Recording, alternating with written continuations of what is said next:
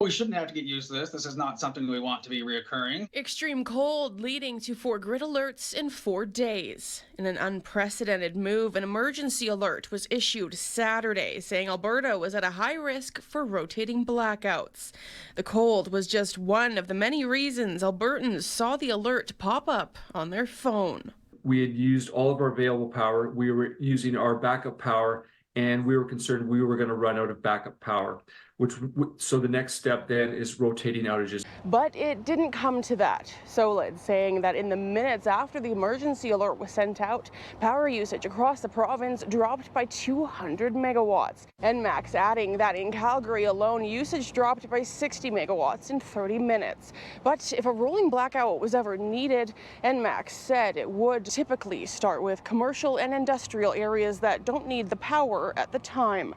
Rotating outages typically last no longer than 30 minutes and don't include critical infrastructure like hospitals and airports. Downtown buildings have more complex power systems as well as a 24-hour occupancy and are not typically included in load shedding events. I have been in conversation with our administration to find out what opportunities we took as a city and a corporation to reduce our power consumption over the weekend.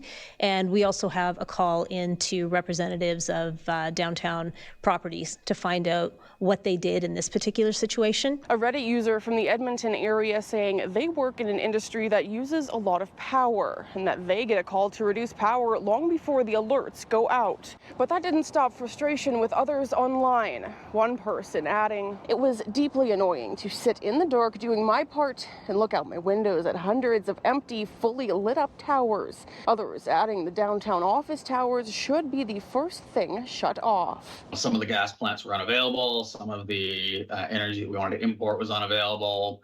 It happened in the middle of the night, so solar was unavailable. While a lack of renewables contributed to Saturday's grid alert, they were also the reason Monday morning's alert was lifted. ASO saying increasing wind and solar generation created some relief.